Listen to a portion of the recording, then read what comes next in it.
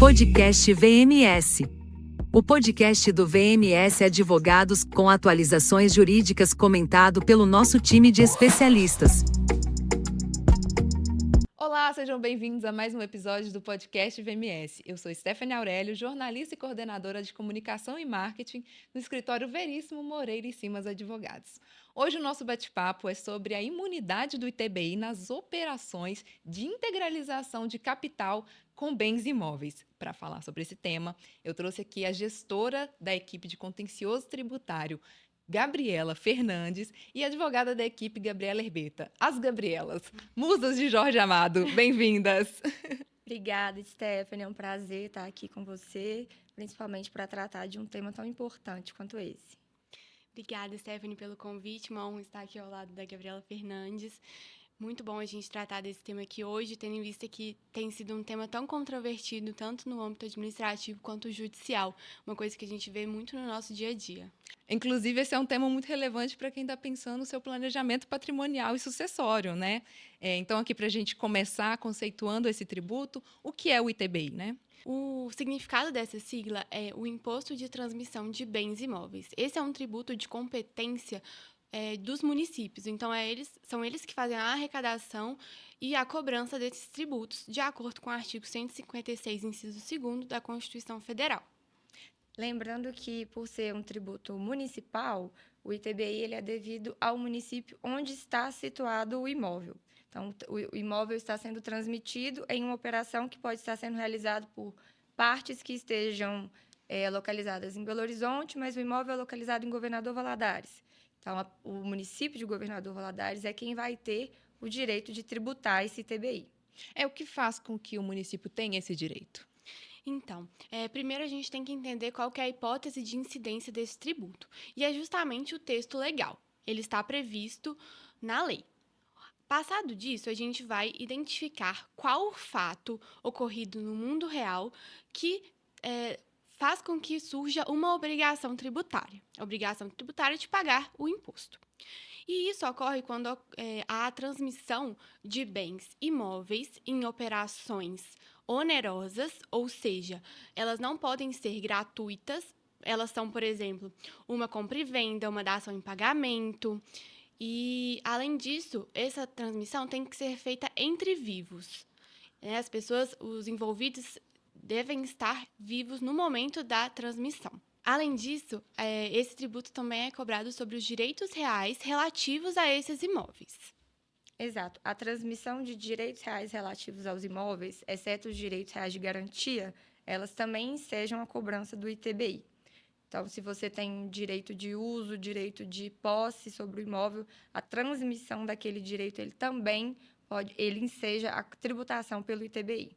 É diferente do ITCMD, não é isso? Exato. O ITCMD ele é um tributo incidente nos casos de doação ou causa-mortes. Então, ele é um imposto que é devido para o Estado.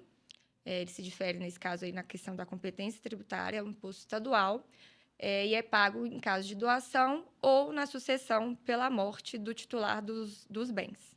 Inclusive, a gente já fez um podcast falando sobre essa questão de planejamento sucessório, patrimonial e sucessório, né? Falando sobre a incidência do ITCMD. Então, convido a quem está nos acompanhando a ver esse podcast também. A gente entendeu também aqui o que é o ITBI e quando ele é devido, né? E como ele é calculado? Quais são as alíquotas deste tributo?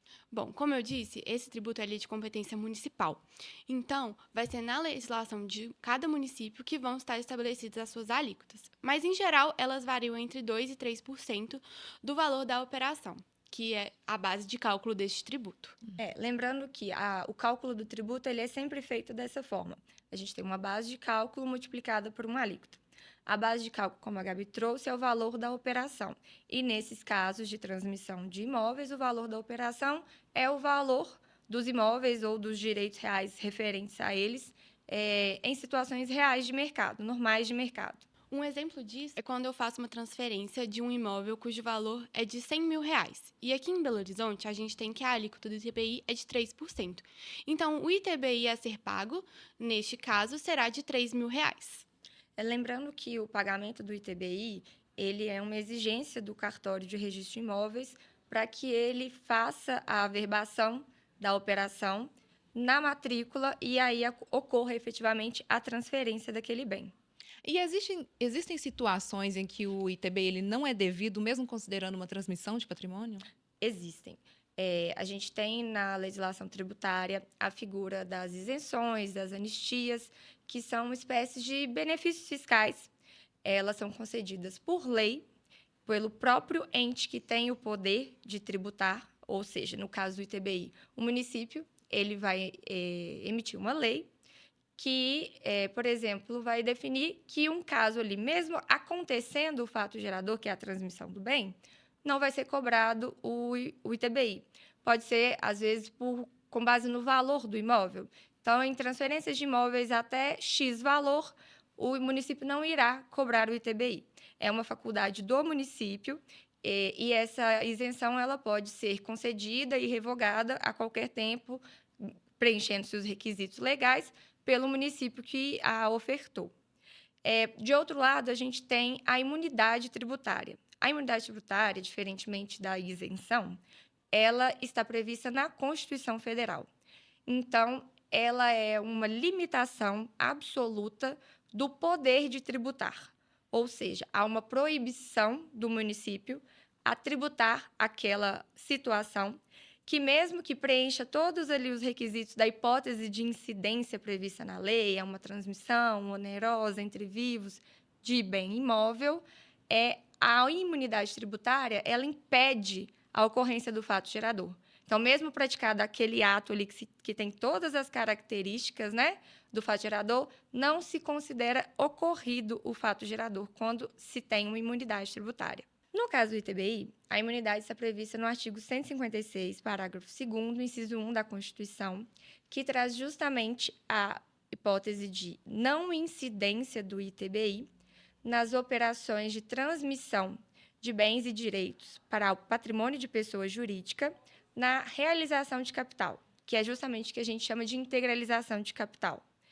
E também existe a previsão da não incidência do ITBI na transmissão de bens e direitos nas operações de cisão, fusão, incorporação e extinção das pessoas jurídicas, desde que elas não exerçam preponderantemente atividades imobiliárias. E aqui a gente chegou no ponto-chave, né, desse bate-papo, falando sobre essa integralização de capital.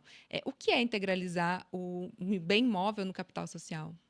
A integralização ela é o aporte de bens do sócio para o patrimônio da pessoa jurídica. O aporte desses bens podem ser bens imóveis, bens móveis, dinheiro.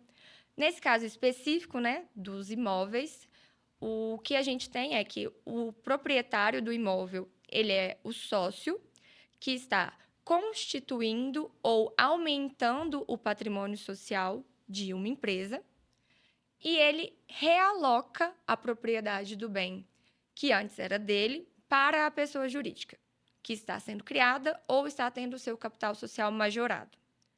A partir desse movimento, o sócio, que antes era proprietário de um imóvel, passa a ser detentor de cotas sociais naquela empresa, no exato montante do valor do imóvel que ele integralizou para o capital social da empresa.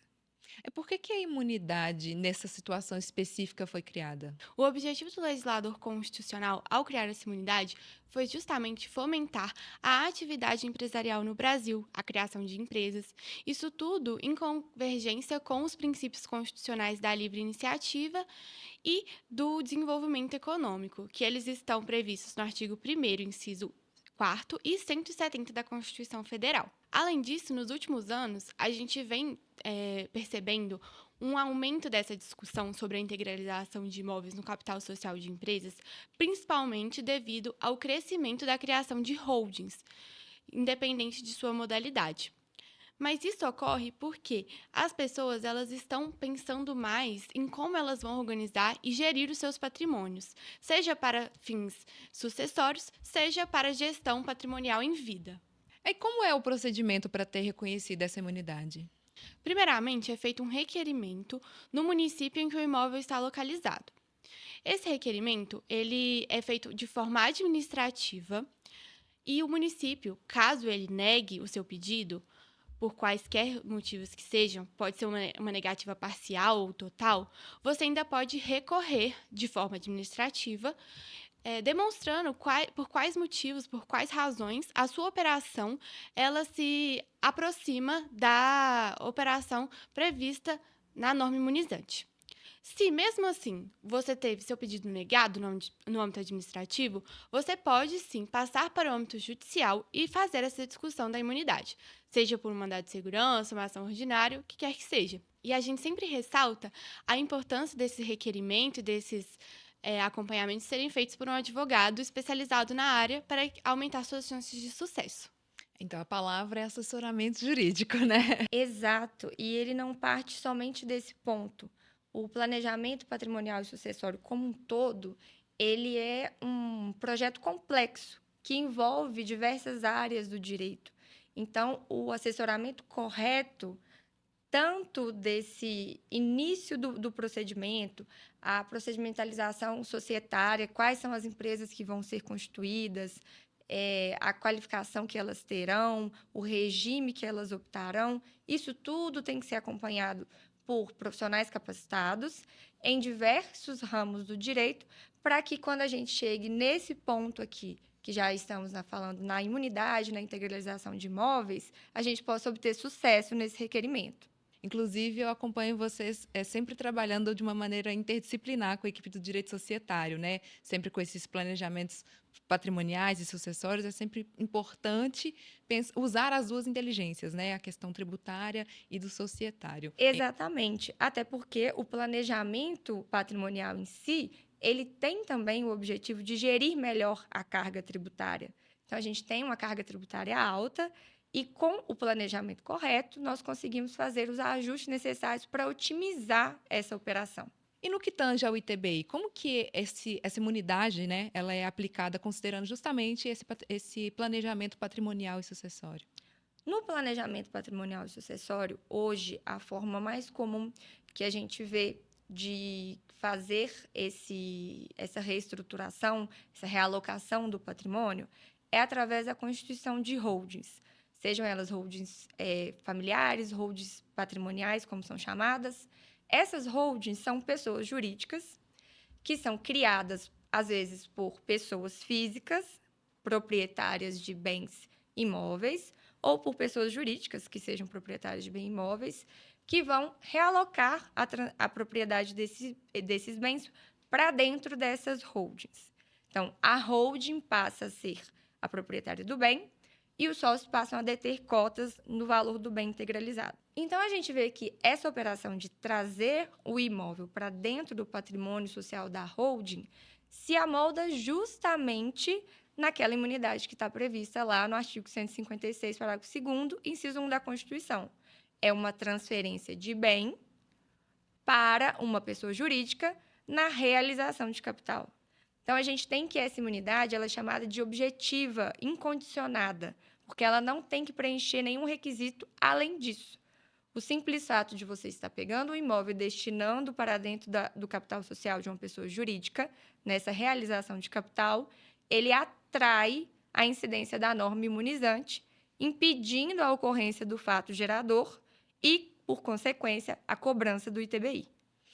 E nesses trabalhos interdisciplinares que vocês fazem junto com a equipe do direito societário, vocês enfrentam entraves na hora de aplicar essa imunidade para os clientes? Então, por incrível que pareça, a gente ainda encontra alguns entraves junto aos municípios na hora de aplicar essa imunidade nas operações de integralização de imóveis no capital social das holdings.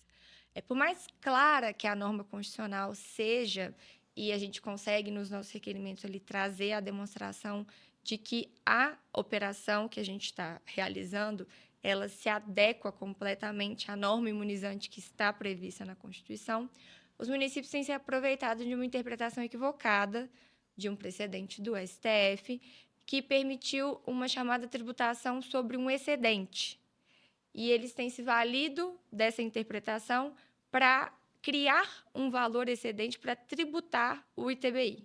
Um exemplo dessa situação é quando a gente pega o valor declarado no imposto de renda da pessoa física ou no balancete da empresa, se for uma pessoa jurídica, que esse imóvel vale, para fazer esse procedimento de integralização no capital social. Uma vez que a gente faz isso, a gente, em contrapartida, remete a esses sócios cotas no exato montante em que esse bem vale, no exato montante em que ele está declarado nesses imposto de renda e balancete. Todavia, a gente tem que ter essa unidade reconhecida. Então, como dito anteriormente, a gente tem que fazer um requerimento perante o município em que esse imóvel está localizado. E, nesse momento, os municípios eles aproveitam desse início de procedimento administrativo que se deu em razão do contribuinte, por meio do contribuinte, para fazer uma reavaliação do valor desse bem imóvel integralizado, por quaisquer parâmetros ou motivos que sejam. Muitas das vezes são parâmetros até subjetivos. E, a partir dessa reavaliação, eles fazem a seguinte tratativa. Eu declarei no meu imposto de renda, por exemplo, que o meu imóvel vale R$200 mil. Mas eu iniciei esse procedimento e o município, de forma unilateral, reavaliou esse imóvel a R$400 mil.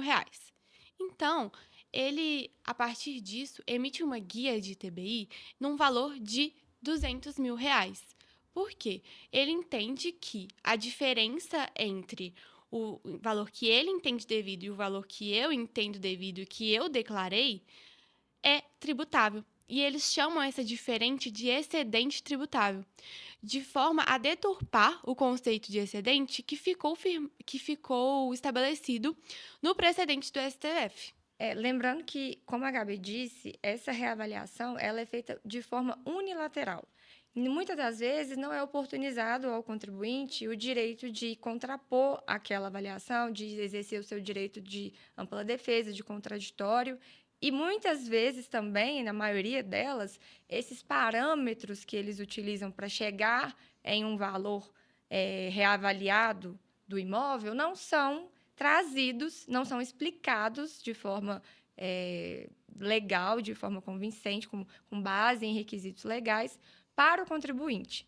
E aí, com relação a esse valor, a diferença entre o valor declarado para a integralização pelo sócio e o valor que eles reavaliam o imóvel, sobre essa diferença, eles fazem a tributação. Então, ali em cima da diferença, por exemplo, a Gabi falou, num caso aqui, da diferença de R$200 mil entre o valor declarado e o valor avaliado. Então, sobre essa diferença de 200 mil, eles aplicam a alíquota e calculam o ITBI que eles entendem ser devido. Por que os municípios estão fazendo essa interpretação equivocada, né, que vocês trouxeram aqui? O que ensejou isso? Olha, nós tivemos o julgamento pelo STF em sede de repercussão geral de um recurso extraordinário, foi o recurso extraordinário 796-376, em que foi fixada a seguinte tese, que haveria a tributação de ITBI, não incidiria a imunidade prevista na Constituição sobre o valor que excedesse ao capital social integralizado. Então, o que significa esse precedente? O que levou esse precedente a ser firmado? A gente tem que olhar, nesse caso, para o caso leading case que foi julgado efetivamente nesse recurso extraordinário. Então, nesse caso, qual que foi a situação fática trazida ao Poder Judiciário e julgada pelo STF? Nós tivemos uma operação em que um sócio, ele integralizou ao capital social de uma pessoa jurídica 17 imóveis. E ele declarou que esses imóveis valiam 778 mil e um quebradinho ali. Vamos considerar 778 mil. Desse valor que ele declarou para os imóveis que ele integralizou, conforme os seus documentos contábeis, ele direcionou R$24 mil para o patrimônio social da empresa, ou seja, ele integralizou R$24 mil ao patrimônio social da empresa, ao capital social da empresa, e ele verteu o restante do valor para uma conta chamada reserva de capital. Ou seja, a integralização mesmo, com relação aos imóveis, só se deu em relação aos 24 mil que foram aportados no patrimônio social da empresa. E, em relação a esses 24 mil, ele teve a emissão de cotas. Com relação ao restante do valor, ele decidiu que aquele valor seria destinado para uma outra conta dentro do patrimônio líquido da empresa, que é essa reserva de capital. Então, é isso que o STF considerou que seria um excedente tributável.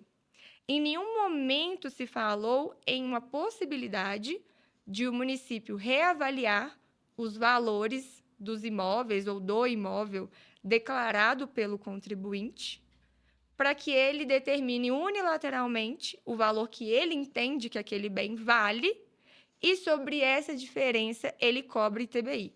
Então, a gente pode dizer que o excedente, no caso do STF, é o que excede ao que foi integralizado no capital social. Nesse caso, foi para a reserva de lucros. E não o que os municípios entendem como excedente, que seria a diferença entre o valor que eles entendem devido e o valor que a gente realmente declarou na nossa operação. Exato. E esse valor declarado pelo contribuinte, né, que é o sócio que está integralizando o imóvel, ele é corroborado pelos documentos contábeis do sócio. Como a Gabi trouxe, ele está declarado no imposto de renda da pessoa física ou no balancete de uma pessoa jurídica, caso seja ela que esteja integralizando o imóvel. E esse valor que o contribuinte atribui, né, a esse imóvel e a essa operação, ele goza de presunção de veracidade segundo decisão do próprio STJ. Então, a gente tem que esse valor ele não pode ser relativizado pelo município, muito menos se utilizando da ratio decidendi do tema 796 do STF. Uma vez que o caso que foi julgado ali, né, o que a gente teve analisado foi uma situação muito diferente do que eles estão tentando fazer parecer na prática. É muito diferente, né? Um está reavaliando este valor declarado e o outro está destinando para outros fins esse dinheiro, que ele vira ali uma reserva, né, da empresa. Exatamente. Dois casos diferentes. Vocês já até mencionaram aqui o que poderia ser feito, né? Recursos que podem ser feitos para reverter essa cobrança indevida. Vocês tiveram casos em que tiveram sucesso com isso com os clientes? Sim, essa atuação ela é muito importante justamente por a gente trazer a correta interpretação do tema 796 para os municípios e para os tribunais, quando é necessário, e a gente tem tido inúmeras decisões favoráveis nesse sentido, de forma a garantir aos nossos clientes o direito à imunidade nessas operações, que é um direito garantido pela Constituição. Então, a gente tem tido decisões favoráveis, tanto administrativamente, nas juntas de recurso dos municípios, quanto nos tribunais, e a gente tem visto decisões favoráveis em diversos municípios, para diversos municípios, em diversos estados da federação. A imunidade, como eu disse, ela é uma questão nacional, ela foi trazida pelo Constituinte, não é uma isenção que vai depender ali de cada município conceder. Então, o município tem que observar, é de observância obrigatória. Da mesma forma, é de observância obrigatória os precedentes fixados em sede de repercussão geral. Mas eles têm que ser aplicados da forma correta. Eu acho que ficou bem claro aqui essa diferença. Agora, cabe aos municípios entenderem também. Exato. E não é por falta de trazer de esforços nesse sentido. Em alguns casos, a gente já teve até reuniões com os representantes do fisco municipal, trazendo, né, essa questão para entender deles qual que era o entrave no ponto de vista deles, o que eles entendiam ali. Infelizmente, a gente tem que... Realmente é um entendimento equivocado. E aí, cabe a nós trazermos da forma mais clara e direta possível o que realmente tem que ser feito naquele caso. Eu acho importante mencionar também que essa operação de integralização, de criação de holdings, ela tem que ser feita da forma correta, né? Para a gente não abrir margem para haver uma cobrança dos municípios que aí sim ser uma cobrança legal e nos termos da lei. Mas se for feito de forma correta, a norma imunizante é absoluta. Não, é isso. Exatamente. Então, é um assessoramento jurídico, né? Mais uma vez. Gente, eu quero agradecer a presença de vocês aqui hoje. Esclareceram muito bem esse tema, que é de importância geral, com certeza. E convidá-las para estarem aqui outras vezes, em outras oportunidades. Gabriela Fernandes veio de Governador Valadares, veio aqui gravar com a gente, então estão convidadas a voltar. Muito obrigada, Stephanie. Com certeza é uma oportunidade ímpar de trazer um tema tão relevante e debater que é do nosso dia a dia, né, uma realidade ali do nosso departamento. E estar aqui com vocês foi um prazer. Muito obrigada, Stephanie, pelo convite. Foi um prazer. Para a gente finalizar aqui, vocês gostariam de deixar aqui um recado para os contribuintes, para eles estarem bem assessorados, bem entendidos do que deve ser feito nessas operações? Eu acho que o recado é: planeje-se. O planejamento patrimonial e sucessório, ele é uma realidade hoje, cada vez sendo mais requisitado. A gente vê que é um serviço que a demanda dele vem crescendo muito. As pessoas têm pensado mais nisso, em não só obter um patrimônio, mas proteger e gerir aquele patrimônio de forma mais otimizada. Então, o planejamento ele é essencial. E essencial também um bom assessoramento para que você faça esse planejamento da forma correta, preencha todos os requisitos legais e constitucionais para que lá na frente você não não tenha um dispêndio que você não esperava por ter feito de forma incorreta. Então, é sempre buscar mesmo um profissional da confiança, né? A advocacia ela é uma relação de confiança, mas que você tem que ter certeza que o profissional que você está buscando ele tem a expertise no assunto. E é necessário falarmos sobre isso, né? Porque é uma norma que está na Constituição Federal para benefício do contribuinte. É uma imunidade constitucional. Então, as pessoas elas têm que saber dos seus direitos e procurá-los, e por isso a gente está sempre à disposição. É isso, né? A palavra é planejamento. Muito obrigada por esse bate-papo, Gabrielas. E eu espero que vocês também tenham gostado desse bate-papo. Aproveito para convidá-los a acompanhar nosso podcast. Nós estamos em todas as redes sociais, no Spotify, no YouTube, no site vmsadvogados.com.br. A gente fica por aqui. Quaisquer dúvidas sobre este e outros temas, entre em contato com a nossa equipe que está apta a respondê-los. Até breve!